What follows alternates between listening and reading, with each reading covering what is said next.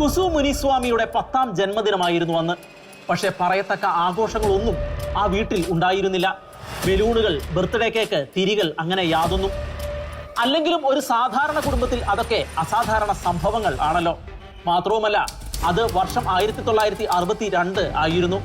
സ്വാഭാവികമായും മക്കളുടെ ജന്മദിനങ്ങൾ ഇന്നത്തേതുപോലെ ആഘോഷിക്കുന്ന രീതികളും അന്ന് ഉണ്ടായിരുന്നില്ല. ഇങ്ങനെയൊക്കെ ആണെങ്കിലും അത്തവണത്തെ ജന്മദിനം കുസുവിന്റെ ജീവിതത്തെ സംബന്ധിച്ചിടത്തോളം അവിസ്മരണീയമായിരുന്നു. കാരണം അവന്റെ ജീവിതത്തിന് അന്നു മുതൽക്കാണ് മാറ്റം ഉണ്ടായത്. നേർരേഖയിലൂടെ ചരിച്ചുകൊണ്ടിരുന്ന അവന്റെ ജീവിത ചുവടുകൾ വരിതെറ്റിയും വഴിതെറ്റിയും മാറ്റി എഴുതപ്പെട്ടു തുടങ്ങിയത് അവിടെ മുതൽക്കായിരുന്നു. അത് എങ്ങനെയാണ് എന്നല്ലേ?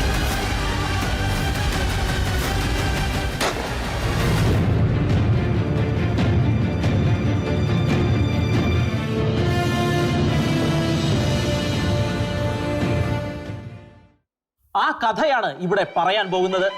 വെറും 52 വർഷത്തെ ജീവിതം കൊണ്ട് ലോകത്തെ മുഴുവൻ നടുക്കിക്കളഞ്ഞ ഒരു മനുഷ്യന്റെ വഴിതെറ്റലിന്റെയും ക്രൂരതകളുടെയും കഥയാണ്.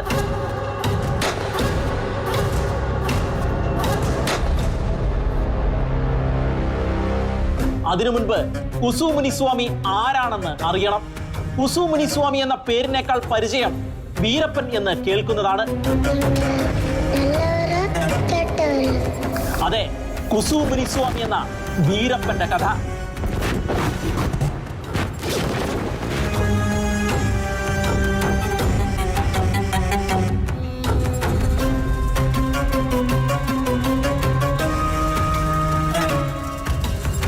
വീരപ്പന്റെ കഥ എങ്ങനെയാണ് ലോകത്തെ മുഴുവനും നടുക്കിയ കഥയാകുന്നത്?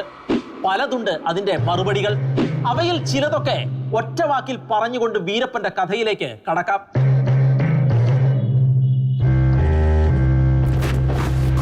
ഇന്ത്യയുടെ ചരിത്രത്തിൽ ഒരു കൊള്ളക്കാരനെ പിടികൂടാനായി ഏറ്റവും കൂടുതൽ പണം ചെലവഴിച്ചത് വീരപ്പന് വേണ്ടിയായിരുന്നു.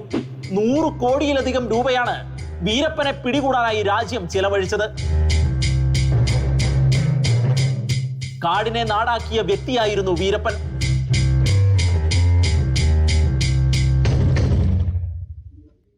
ഒരു വ്യക്തി നാട്ടിൽ എങ്ങനെ ജീവിക്കുമോ അതുപോലെ കാട്ടിലും വീരപ്പൻ ജീവിച്ചു.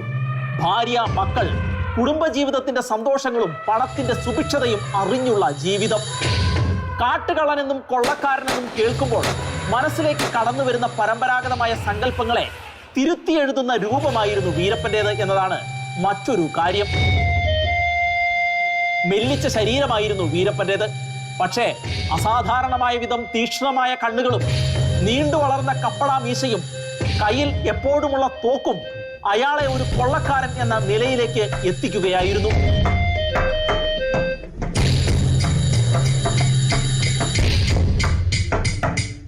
ഇരുപത്തിയഞ്ച് വർഷം നീണ്ടുനിന്ന സജീവമായ കൊള്ളക്കാലം കൊണ്ട് 2000 മുതൽ 3000 വരെ ആനകളുടെയും തന്റെ കൊള്ളയ്ക്കും കൊള്ളരുതായ്മകൾക്കും തടസ്സമായി നിന്നതിന്റെ പേരിൽ 200ഓളം പോലീസ് ഉദ്യോഗസ്ഥരെയും നിഷ്കരുണം കൊന്നുതള്ളിയ ക്രൂരൻ.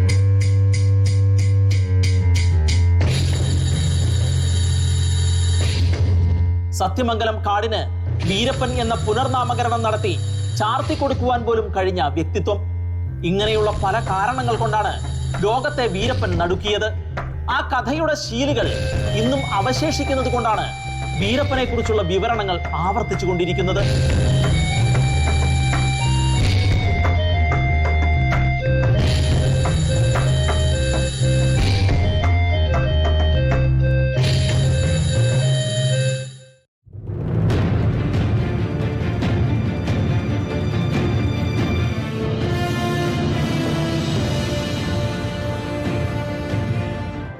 ഇനി നമുക്ക് ആദ്യം പറഞ്ഞ ആ ജന്മദിന കഥയിലേക്ക് തന്നെ മടങ്ങാം.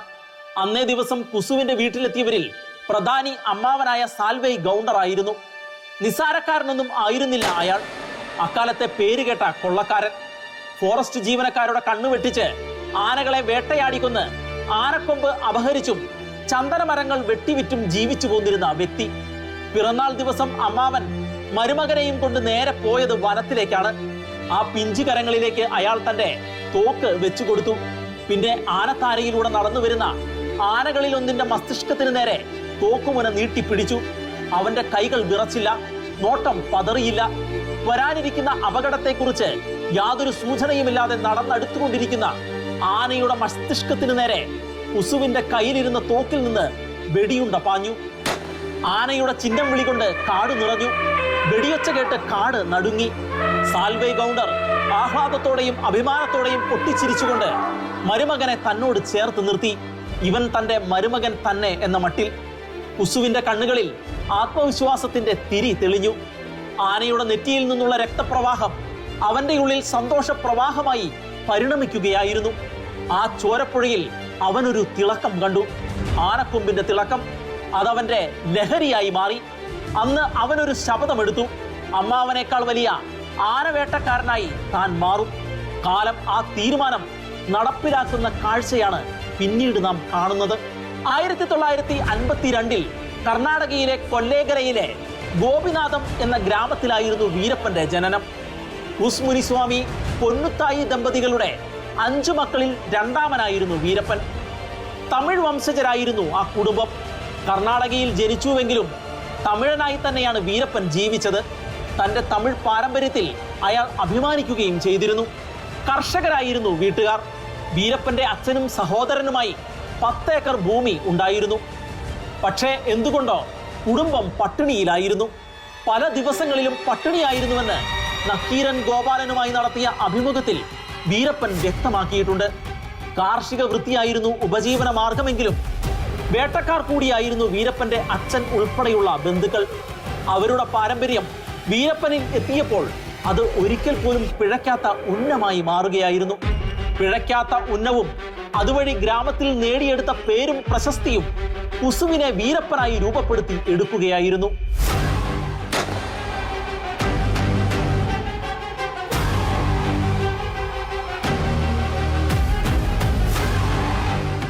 വയസ്സിൽ ആദ്യമായി അമ്മാവന്റെ നിർദ്ദേശാനുസരണം ആനവേട്ട തുടങ്ങിയ കുസു അധികം വൈകാതെ അമ്മാവനുമായി തെറ്റിപ്പിരിഞ്ഞു. നേതാവിനൊപ്പം നിൽക്കുമ്പോൾ ഏതൊരാളും വെറും അനുയായി മാത്രമാണല്ലോ. സ്വന്തമായി നിൽക്കുമ്പോഴാണ് നേതാവായി മാറപ്പെടുന്നത്. അതോടെ അനുചര വൃന്ദവും രൂപപ്പെടും. കുസുവിന്റെ തീരുമാനവും അതായിരുന്നു. അമ്മാവനേക്കാൾ പേരുകേട്ട കാട് നടുക്കുന്ന നേതാവായി തീരണമെങ്കിൽ അമ്മാവന്റെ നിഴലായി നിൽക്കാൻ പാടില്ല. അങ്ങനെ അമ്മാവനിൽ നിന്ന് വേർപിരിഞ്ഞ് സ്വന്തം നിലയ്ക്കുള്ള കൊള്ളയടിയുമായി കുസുവിന്റെ ജീവിതം മുന്നോട്ട് പോയി. ക്രമേണ കുസുവെന്ന പേര് മാഞ്ഞു. അങ്ങനെ അമ്മാവനിൽ നിന്ന് വേർപിരിഞ്ഞ് സ്വന്തം നിലയ്ക്കുള്ള കൊള്ളയടിയുമായി കുസുവിന്റെ ജീവിതം മുന്നോട്ട് പോയി. ക്രമേണ കുസുവെന്ന പേര് മാഞ്ഞു. വീരപ്പൻ എന്ന പേര് തെളിഞ്ഞു വന്നു. വീരപ്പൻ, മനുഷ്യന്റെ രൂപവും മൃഗത്തിന്റെ സ്വഭാവവുമുള്ള വീരപ്പൻ. സത്യമംഗലം കാടുകളെ വിറപ്പിച്ചും തമിഴ്നാട് കർണാടക സർക്കാരുകൾക്ക് തീരാ തലവേദനയുമായി വീരപ്പന്റെ ജൈത്രയാത്ര ആരംഭിക്കുകയായിരുന്നു. മുൻപ് സൂചിപ്പിച്ചതുപോലെ 1/4 നൂറ്റാണ്ട് കാലത്തിനിടയിൽ 3000-ഓളം ആനകളെയാണ് അയാൾ കൊന്നൊടുക്കിയത്. ആനവേട്ടയ്ക്ക് പുറമെ 65,000 കിലോ ചന്ദനവും കടത്തിയിട്ടുണ്ടെന്നാണ് കണക്ക്. ഏറ്റവും കുറഞ്ഞത് 150 കോടിയുടെ വ്യാപാരം.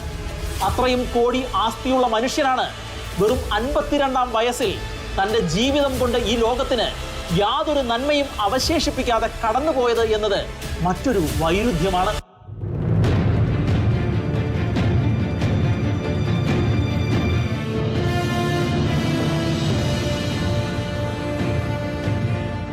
കൺമുന്നിൽ വന്നുപെടുന്ന ഏതൊരു ആനയെയും കൊന്നൊടുക്കുന്നതിലായിരുന്നു വീരപ്പന്റെ ലഹരി. വെട്ടിയെടുത്ത ആനക്കൊമ്പുകൾ കടൽ കടന്ന് പോയിക്കൊണ്ടേയിരുന്നു. ആദ്യകാലത്ത് ആനക്കൊമ്പ് അറുത്തെടുത്ത് കൂസലില്ലാതെ ചാക്കിൽ കെട്ടി തോളിലേറ്റി കാട്ടിലൂടെ നടന്നു വന്ന് ബസ്സിലായിരുന്നു അത്രേ ആനക്കൊമ്പ് കടത്തിയിരുന്നത്. തന്റെ ലക്ഷ്യത്തിന് വിരുദ്ധമായി നിൽക്കുന്ന ആരെയും ഇല്ലാതാക്കാൻ വീരപ്പൻ തെല്ലും മടിച്ചിരുന്നില്ല. എതിരു നിൽക്കുന്നവരും ഒറ്റുകാരും വീരപ്പന്റെ ശത്രുക്കളായിരുന്നു. അവരെ ഭൂമിയിൽ നിന്ന് ഇല്ലാതാക്കുകയാണ് വീരപ്പന്റെ മുന്നിലുണ്ടായിരുന്ന ഏക വഴി. ഇപ്രകാരം 200-ഓളം പേരെ വീരപ്പൻ കൊന്നുകളഞ്ഞിട്ടുണ്ട് എന്നാണ് കണക്കുകൾ. ഇതിൽ ഏറ്റവും കുപ്രസിദ്ധി നേടിയ കൊലപാതകം സത്യമംഗലം കാട്ടിലെ ഫോറസ്റ്റ് ഓഫീസറായിരുന്ന ചിദംബരത്തിൻ്റെതായിരുന്നു. 1987-ലായിരുന്നു ഈ സംഭവം നടന്നത്. തുടർന്ന് IFS ഓഫീസറായ പാണ്ഡ്യപ്പള്ളി ശ്രീനിവാസനെയും വീരപ്പൻ കൊലപ്പെടുത്തി. കർണാടകയിലെയും തമിഴ്നാട്ടിലെയും പോലീസ് ഉദ്യോഗസ്ഥരായിരുന്നു ഇവർ. 1987 ആയപ്പോഴേക്കും ഇന്ത്യ മുഴുവൻ അറിയപ്പെടുന്ന, ഇന്ത്യ മുഴുവൻ ഞെട്ടിവിറയ്ക്കുന്ന ഒരു പേരായി വീരപ്പൻ മാറിക്കഴിഞ്ഞിരുന്നു. ആനക്കൊമ്പും ചന്ദനക്കടത്തും കൂടാതെ വീരപ്പന്റെ ശ്രദ്ധ പതിഞ്ഞിരുന്ന മറ്റൊരു മേഖലയായിരുന്നു ആളുകളെ തട്ടിക്കൊണ്ടുപോയുള്ള വിലപേശൽ. ധനികരും സമൂഹത്തിൽ ഉന്നതരുമായ വ്യക്തികളെയായിരുന്നു അയാൾ തട്ടിക്കൊണ്ടുപോയിരുന്നത്. 2000 ആണ്ടാണ് വീരപ്പനെ വർത്തമാനകാലത്ത് കൂടുതൽ വിവാദ പുരുഷനാക്കിയത്. അതാകട്ടെ ആനവേട്ടയുടെയോ ചന്ദനക്കടത്തിന്റെയോ ഭാഗമായിട്ട് ആയിരുന്നില്ല.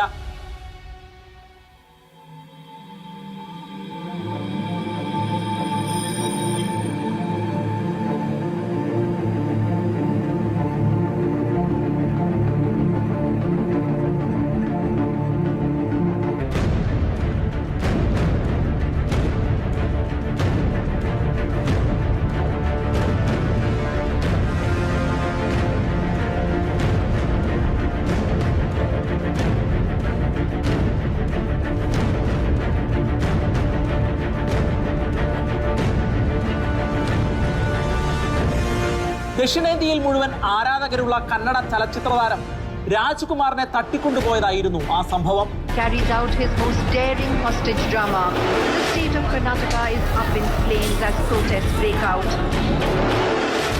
തമിഴ്നാട് കർണാടക അതിർത്തിയിലുള്ള ഗജനൂരിൽ നിന്നായിരുന്നു വീരപ്പൻ രാജ്കുമാറിനെ തട്ടിക്കൊണ്ടുപോയത്.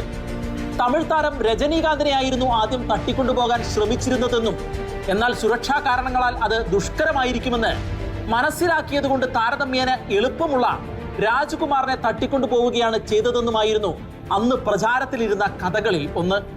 രാജ്കുമാറിനെ തട്ടിക്കൊണ്ടുപോയ സംഭവത്തെ തുടർന്ന് കർണാടകയും തമിഴ്നാടും ഒന്നുപോലെ പുകഞ്ഞു തുടങ്ങി. വൻതോതിലുള്ള പ്രതിഷേധങ്ങളും കലാപങ്ങളും പൊട്ടിപ്പുറപ്പെട്ടു. രാജ്കുമാറിനെ സുരക്ഷിതനായി മോചിപ്പിക്കുക എന്നത് വലിയൊരു ആവശ്യമായിരുന്നു. കർണാടക ഇതിനായി തമിഴ്നാടിന്റെ സഹായം തേടി. വീരപ്പനുമായി നേരിട്ട് ബന്ധമുള്ള നക്കീരൻ ഗോപാലൻ വഴിയായിരുന്നു തമിഴ്നാട് കരുനീക്കങ്ങൾ നടത്തിയത്. ഒടുവിൽ അത്തരത്തിലുള്ള മധ്യസ്ഥ ശ്രമങ്ങൾക്ക് ശേഷം രാജ്കുമാർ മോചിതനായി.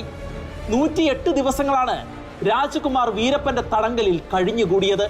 ഈ സംഭവത്തോടെ വീരപ്പൻ ഒരു വീരപുരുഷന്റെ പരിവേഷം സ്വയം ആർജിച്ചെടുക്കുകയായിരുന്നു. തീർന്നില്ല. 2002 കന്നഡ മുൻ മന്ത്രിയായിരുന്ന എച്ച് നാഗപ്പയെ വീരപ്പൻ തട്ടിക്കൊണ്ടുപോയി. പക്ഷേ രാജ്കുമാറിന്റെ ഭാഗ്യം അദ്ദേഹത്തിന് ഉണ്ടായില്ല. മരിച്ച നിലയിലാണ് നാഗപ്പയെ കണ്ടെത്തിയത്. ഇതോടെ വീരപ്പനെ പിടികൂടാനുള്ള സർക്കാർ ശ്രമങ്ങൾ പൂർവാധികം ശക്തി പ്രാപിച്ചു. വീരപ്പനെ പിടികൂടാനുള്ള പോലീസ് ശ്രമങ്ങളുടെ പട്ടികയിൽ ഒരു കൂട്ട കൊലപാതകത്തിന്റെ കഥ കൂടിയുണ്ട്. 1993 മേട്ടൂരിലെ ഗോവിന്ദപടിയിൽ പോലീസ് ചാരനെന്ന് ആരോപിച്ച് വീരപ്പൻ ഒരു വ്യക്തിയെ കൊന്നുകളഞ്ഞിരുന്നു. ഇതിനെ തുടർന്ന് 41 അംഗങ്ങൾ അടങ്ങുന്ന ഒരു പോലീസ് സംഘം വീരപ്പനെ പിടികൂടാനായി വനമേഖലയിലേക്ക് യാത്ര തിരിച്ചു. എന്നാൽ ചാമരാജനഗർ ജില്ലയിലെ പാലാറിൽ വെച്ച് വീരപ്പൻ സംഘം സ്ഥാപിച്ച കുഴിബോംബ് സ്ഫോടനത്തിൽ പോലീസുകാരായി 22 പേർ കൊല്ലപ്പെട്ടു. പാലാർ ബ്ലാസ്റ്റ് എന്നാണ് ഈ സംഭവം അറിയപ്പെട്ടത്. കർണാടകയിലെ പോലീസുകാർക്കും പോലീസ് സ്റ്റേഷനുമെതിരെ പലവട്ടം വീരപ്പൻ ആക്രമണം നടത്തിയിട്ടുണ്ട്. തുടർച്ചയായ വീരപ്പൻ ആക്രമണങ്ങൾ പോലീസിന് തീരാ തലവേദനയായി മാറിയപ്പോൾ വീരപ്പനെ പിടികൂടേണ്ടത് രാജ്യത്തിന്റെ ആവശ്യമായി തന്നെ അധികാരികൾക്ക് മനസ്സിലായി. എന്നാൽ വീരപ്പനെ പിടികൂടുക അത്ര എളുപ്പം അല്ലായിരുന്നു. സത്യമംഗലം കാട്ടിൽ ഒളിത്താമസം നടത്തിയിരുന്ന അയാൾക്ക് ജനങ്ങളുടെ ഭാഗത്തു നിന്ന് വലിയ പിന്തുണയാണ് ലഭിച്ചുകൊണ്ടിരുന്നത്. ഇങ്ങനെയൊരു സാഹചര്യത്തിലാണ് വീരപ്പന്റെ തലയ്ക്ക് ആദ്യം 5 കോടി പ്രഖ്യാപിച്ചത്. എന്നിട്ടും വേണ്ടത്ര പ്രതികരണം ഉണ്ടാകാതിരുന്നപ്പോൾ അത് 15 കോടിയായി വർദ്ധിപ്പിക്കുകയും ചെയ്തിരുന്നു. വീരപ്പൻ വേട്ടയ്ക്കിടയിൽ മനുഷ്യാവകാശങ്ങൾ ധ്വംസിക്കപ്പെടുകയും സ്ത്രീത്വം അപമാനിക്കപ്പെടുകയും ചെയ്ത സംഭവങ്ങളും ഉണ്ടായിട്ടുണ്ട്. അതിലൊന്നായിരുന്നു വാച്ചാത്തി സംഭവം. കർണാടകയെയും തമിഴ്നാടിനെയും ബന്ധിപ്പിക്കുന്ന വനപ്രദേശത്തുള്ള ഒരു ആദിവാസി ഗ്രാമമാണ് വാച്ചാത്തി. വീരപ്പനെ തിരഞ്ഞെത്തിയ റവന്യൂ ഉദ്യോഗസ്ഥർ ഈ ഗ്രാമങ്ങളിൽ എത്തുകയും 18 പെൺകുട്ടികളെ ക്രൂരമായി ബലാത്സംഗം ചെയ്യുകയും വീരപ്പനെ സഹായിക്കുന്നുവെന്ന് ആരോപിച്ച് ഗോത്രക്കുടിലുകൾ നശിപ്പിക്കുകയും ചെയ്തു. കുറ്റവാളിയായ ഒരാൾക്ക് വേണ്ടി നിരപരാധികളായ അനേകർ പീഡിപ്പിക്കപ്പെട്ടു. യുവതികളെ ഫോറസ്റ്റ് ഓഫീസിലേക്ക് പിടിച്ചുകൊണ്ടുപോയാണ് ഉദ്യോഗസ്ഥർ ബലാത്സംഗം ചെയ്തത്. 215 ഉദ്യോഗസ്ഥർ കുറ്റക്കാരാണെന്ന് മദ്രാസ് ഹൈക്കോടതി പിന്നീട് ഈ കേസിൽ വിധി പറയുകയുണ്ടായി. എന്നാൽ അത് 3 പതിറ്റാണ്ടുകൾക്ക് ശേഷമായിരുന്നു എന്ന് മാത്രം. അപ്പോഴേക്കും പ്രതികളായ പലരും കാലയവനികയ്ക്കുള്ളിൽ മറഞ്ഞു കഴിഞ്ഞിരുന്നു. വീരപ്പനെ പിടികൂടാനുള്ള ശ്രമങ്ങൾ നിസ്സാരമായിരുന്നില്ല. കാരണം കാടുമായി അടുത്ത ബന്ധം പുലർത്തിയിരുന്ന വ്യക്തിയായിരുന്നുവല്ലോ വീരപ്പൻ. സത്യമംഗലം വനത്തിന്റെ നിബിഡത അയാളെ പിടികൂടാനുള്ള ശ്രമങ്ങളിൽ വെച്ച് ഏറ്റവും ദുഷ്കരമായിരുന്നു. കാടിന്റെ മുക്കും മൂലയും അയാൾക്ക് സുപരിചിതമായിരുന്നു. എന്നാൽ ഉദ്യോഗസ്ഥർക്ക് വനം അപരിചിത ഭൂപ്രദേശം ആയിരുന്നു. പോലീസ് തന്നെ തേടി വരുന്നുവെന്ന സൂചന മനസ്സിലാക്കുമ്പോഴേക്കും വീരപ്പനും കൂട്ടാളികളും പോലീസിന്റെയും വനവകുപ്പിന്റെയും കണ്ണുവെട്ടിച്ച് താവളങ്ങൾ മാറിക്കൊണ്ടിരുന്നു. ഇങ്ങനെ പല വർഷങ്ങൾ നീണ്ട വീരപ്പൻ വേട്ടയുടെ അവസാനമാണ് അത് സംഭവിച്ചത്. ഓപ്പറേഷൻ കൊക്കൂൺ എന്നായിരുന്നു വീരപ്പൻ വേട്ടയ്ക്ക് പേരിട്ടിരുന്നത്. വീരപ്പനെ പിടികൂടാനുള്ള ഓപ്പറേഷൻ കൊക്കൂൺ ദൗത്യത്തിൽ ഒരു മലയാളിയും ഉണ്ടായിരുന്നു. സ്പെഷ്യൽ ടാസ്ക് ഫോഴ്സ് മേധാവി കെ വിജയകുമാർ IPS. വീരപ്പൻ ചില ആരോഗ്യ പ്രശ്നങ്ങളുമായി ബുദ്ധിമുട്ടുന്ന കാലമായിരുന്നു അത്. മറ്റൊന്നുമായിരുന്നില്ല, തിമിരം അയാളുടെ കണ്ണുകളെ ബാധിച്ചിരുന്നു. തിമിര ശസ്ത്രക്രിയ നടത്തിയാൽ പൂർവാധികം ശക്തിയോടെ തിരിച്ചു വരുവാൻ കഴിയുമെന്ന് വീരപ്പൻ കണക്കുകൂട്ടി. അതിനായി 10 കിലോമീറ്റർ അകലെയുള്ള ഒരു ഫാം ഹൗസിൽ ശസ്ത്രക്രിയയ്ക്ക് വേണ്ട എല്ലാ സജ്ജീകരണങ്ങളും ക്രമീകരിക്കുകയും ചെയ്തു എന്നായിരുന്നു വീരപ്പനെ ധരിപ്പിച്ചിരുന്നത്. എന്നാൽ ഇത് തന്ത്രപ്രധാനമായ ഒരു കരുനീക്കത്തിന്റെ ഭാഗമായിരുന്നു. പക്ഷേ അത് വീരപ്പൻ മനസ്സിലാക്കിയില്ല. ഈ തന്ത്രം പാളിയിരുന്നെങ്കിൽ പോലീസിന് വീരപ്പനെ പിടികൂടാൻ സാധിക്കുമായിരുന്നില്ല. എന്നാൽ സംഭവിച്ചത് അതായിരുന്നില്ലല്ലോ. വീരപ്പനെ പിടികൂടാൻ കഴിയുന്ന ഏറ്റവും എളുപ്പമാർഗവും സന്ദർഭവും ഇതാണെന്ന് അധികാരികൾക്ക് മനസ്സിലായി. അതുകൊണ്ട് തന്നെ വീരപ്പനെ പിടികൂടാനുള്ള സാധ്യത കൂടുതൽ തെളിഞ്ഞു വന്നതായി പോലീസിനും അനുഭവപ്പെട്ടിരുന്നു. ഇക്കാര്യം പോലീസിന് മനസ്സിലായത് വീരപ്പൻ സംഘത്തിൽ നുഴഞ്ഞു കയറിയ ചില പോലീസുകാരിൽ നിന്നായിരുന്നു. അങ്ങനെ ആ ദിവസമെത്തി. വീരപ്പൻ ധർമ്മപുരിയിലുള്ള പാപ്പിരപ്പട്ടി ഗ്രാമത്തിലുള്ള ആശുപത്രിയിലേക്ക് പോകാനായി യാത്ര തിരിച്ച ദിവസം. ആംബുലൻസിലേക്ക് വീരപ്പൻ കയറാൻ തുടങ്ങുമ്പോഴേക്കും 35 അംഗ പോലീസ് സേനയും മറ്റ് സുരക്ഷാ സൈനികരും ഗ്രാമം വളഞ്ഞു കഴിഞ്ഞിരുന്നു. വീരപ്പനും സംഘവും പോലീസ് വൃത്തത്തിലായി. കീഴടങ്ങാനാണ് പോലീസ് ആവശ്യപ്പെട്ടതെങ്കിലും വീരപ്പൻ അതിന് തയ്യാറായില്ല. പാപ്പിരപ്പട്ടി ഗ്രാമത്തിൽ വെടിയൊച്ചകൾ മുഴങ്ങി. അതിലൊരു വെടിയുണ്ട വീരപ്പന്റെ ജീവൻ എടുത്തു. വെറും 52 വയസ്സായിരുന്നു അപ്പോൾ വീരപ്പന് ഉണ്ടായിരുന്നത്. വനം കൊള്ളയുടെ പേരിൽ ഏറ്റവും കുപ്രസിദ്ധി നേടിയ വ്യക്തിയുടെ ദാരുണമായ അന്ത്യം. നീണ്ട 17 വർഷത്തെ പോലീസ് ഉദ്യോഗസ്ഥരുടെ കഠിനമായ പരിശ്രമങ്ങളുടെ ഫലം. 2 പതിറ്റാണ്ടോളം പോലീസിനെ വെള്ളം കുടിപ്പിച്ചതിന്റെ അവസാനം. അതുകൂടിയായിരുന്നു വീരപ്പന്റെ അന്ത്യം. വീരപ്പനെ അടക്കം ചെയ്തിരിക്കുന്നത് കാവേരി നദിയുടെ തീരത്തുള്ള മേട്ടൂർ ഡാമിനോട് ചേർന്നുള്ള സ്ഥലത്താണ്. ഈ ശവകുടീരം സന്ദർശിക്കാൻ ഇന്നും ആളുകൾ എത്തുന്നുണ്ട് എന്നതാണ് ഏറെ കൗതുകകരമായ വസ്തുത. ഏതു നിമിഷവും താൻ പിടിക്കപ്പെടുമെന്നും കൊല ചെയ്യപ്പെടുമെന്നുമുള്ള ഭീതി വീരപ്പനെ എപ്പോഴും പിടികൂടിയിരുന്നു. ഭക്ഷണം പോലും വിശ്വസിച്ച് കഴിക്കാൻ അയാൾ ഭയപ്പെട്ടിരുന്നു. ഭക്ഷണത്തിൽ വിഷം ചേർത്ത് തന്നെ അപായപ്പെടുത്തുമെന്ന് ഭയമുള്ളതിനാൽ അത് സംഘാംഗങ്ങളെ കൊണ്ട് ആദ്യം കഴിപ്പിച്ചതിന് ശേഷം മാത്രമേ വീരപ്പൻ ഭക്ഷണം കഴിച്ചിരുന്നുള്ളൂ. വീരപ്പന്റെ ജീവിതത്തെക്കുറിച്ച് ഇതിനകം പുറത്തിറങ്ങിയിട്ടുള്ള പുസ്തകങ്ങളിൽ ഏറ്റവും ശ്രദ്ധേയമായിരിക്കുന്നത് 2 പുസ്തകങ്ങളാണ്. നക്കീരൻ ഗോപാലൻ എഴുതിയ വീരപ്പനും കെ വിജയകുമാർ IPS എഴുതിയ വീരപ്പൻ ചേസിംഗ് ദ ബ്രിഗണ്ടും. വീരപ്പൻ വേട്ടയെക്കുറിച്ച് അടുത്ത കാലത്ത് നെറ്റ്ഫ്ലിക്സ് ഒരു ഡോക്യുമെന്ററി സീരീസും പുറത്തിറക്കിയിരുന്നു. ദി ഹണ്ട് ഫോർ വീരപ്പൻ എന്നാണ് ഇതിന്റെ പേര്. ജീവിച്ചിരിക്കുമ്പോൾ തന്നെ വീരപ്പൻ അന്താരാഷ്ട്ര പ്രശസ്തനായിരുന്നു എന്നതാണ് മറ്റൊരു കാര്യം. ടൈം മാഗസിൻ പോലെയുള്ള പ്രസിദ്ധീകരണങ്ങൾ വരെ വീരപ്പനെ കുറിച്ച് ഫീച്ചറുകൾ ചെയ്തിരുന്നു. ബിൻ ലാദൻ, സദാം ഹുസൈൻ തുടങ്ങിയവരെ പോലെ മോസ്റ്റ് വാണ്ടഡ് ക്രിമിനൽ പട്ടികയിലാണ് മിക്ക മാധ്യമങ്ങളും വീരപ്പനെ ഉൾപ്പെടുത്തിയിരുന്നത്. വീരപ്പൻ കൊല്ലപ്പെട്ടുവെങ്കിലും ആ മരണത്തെ സംബന്ധിച്ചുള്ള വിവാദങ്ങൾക്ക് ഇന്നും അവസാനം കുറിക്കപ്പെട്ടിട്ടില്ല. വീരപ്പനെ എന്തുകൊണ്ട് ജീവനോടെ പിടികൂടാൻ സാധിച്ചില്ല? എന്തുകൊണ്ടാണ് ഒരു ഏറ്റുമുട്ടലിൽ തലയിൽ ഒരു വെടിയുണ്ട മാത്രമായി വീരപ്പൻ കൊല്ലപ്പെട്ടത്? വീരപ്പനെ ഒറ്റുകൊടുത്തത് സംഘാംഗം തന്നെയായിരുന്നോ എന്നെല്ലാമായിരുന്നു ഈ സംശയങ്ങൾ. വിഷം നൽകിയാണ് വീരപ്പനെ കൊന്നതെന്ന മട്ടിലുള്ള അഭിപ്രായങ്ങളും മറുവശത്തുണ്ട്. കൊല്ലപ്പെട്ടതായി ലോകത്തോട് പറഞ്ഞ ദിവസത്തിന് 2 ദിവസം മുൻപ് തന്നെ വീരപ്പനെ പിടികൂടിയിരുന്നുവെന്നും ക്രൂരമായി അയാളെ മർദ്ദിച്ചിരുന്നുവെന്നും കണക്കില്ലാത്ത സ്വത്തുവിവരങ്ങൾ മനസ്സിലാക്കിയെടുത്തു എന്നെല്ലാമുള്ള അനുബന്ധ കഥകൾക്ക് കയ്യും കണക്കുമില്ല.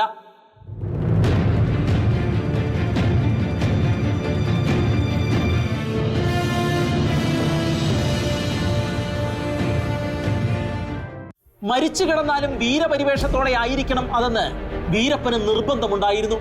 അതുകൊണ്ട് പിടിക്കപ്പെടും എന്ന് ഉറപ്പാണെങ്കിൽ ആത്മഹത്യ ചെയ്യാൻ വരെ വീരപ്പൻ പ്ലാൻ ഇട്ടിരുന്നു. എന്നാൽ അതുപോലും സാധിച്ചില്ല.